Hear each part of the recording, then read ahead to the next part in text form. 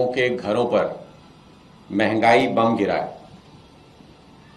60 रुपए रसोई गैस का दाम आज बढ़ा दिया गया और पूरे देश के आम परिवारों को, मध्यम वर्गीय परिवारों को, लोअर मिडिल क्लास परिवारों को इस दाम बढ़ाने का दंश, इस महंगाई का दंश झेलना पड़ेगा। आश्चर्य की बात यह है कि कल ही सरकार के मंत्री हरदीप पुरी जी ने यह कहा था कि पेट्रोलियम पदार्थों की कोई कमी हमारे सामने नहीं है और दाम बढ़ने का कोई सवाल नहीं है।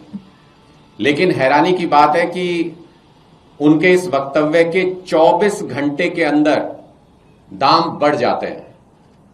ऐसा लग रहा है मानो सरकार मोदी जी चला ही नहीं रहे हैं। ऐसा लग रहा है मानो देश की सरकार के निर्णय मोदी सरकार के मंत्री ले ही नहीं रहे हैं, कहीं और निर्णय लिए जा रहे हैं, वो थोप दिए जाते हैं देश के ऊपर और हैरान परेशान होकर इनके मंत्री और पूरी सरकार देखती रह जाती है। यह ऐसा पहली घटना नहीं है जब ऐसा प्रतीत हुआ हो। कई सारे उदाहरण हैं जिनमें सबसे पहले जो देश के लोगों को झटका लगा वो इस बात को लेकर के लगा कि मोदी सरकार ने कहा कि पाकिस्तान को बख्शेंगे नहीं, इस बार अच्छे से सबक सिखाएंगे, हमारे लोगों को मारने की गुस्ताखी की है पाकिस्तान ने।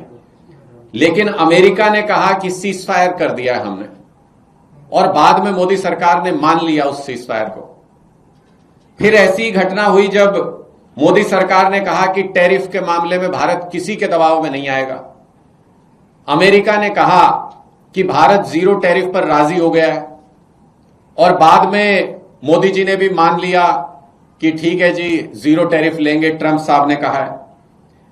मोदी सरकार ने यह कहा कि किसानों के हितों के साथ कोई समझौता नहीं किया जाएगा। ट्रंप साहब ने कहा कि भारत के बाजार अमेरिका के कृषि उत्पादों के लिए खोल दिए गए हैं और फिर बाद में मोदी सरकार ने भी मान लिया कि हां जी ठीक है, हमने कृषि उत्पादों के लिए भी बाजार खोल दिया है। मोदी सरकार ने कहा रूस से तेल न खरीदने की कोई बात नहीं हुई इस समझौते के दौरान।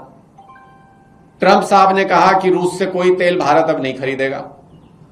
फिर मोदी सरकार ने मान लिया उस बात को कि हां ठीक है जी, हम रूस से तेल नहीं खरीदेंगे। अब अमेरिका खुलेआम कह रहा है कि 30 दिन की इजाजत हमने दे दी है। उसकी इतनी हिम्मत हो गई और मोदी सरकार चुप बैठी है क्योंकि उन्होंने इस बात को स्वीकार कर लिया कि हां, जो अमेरिका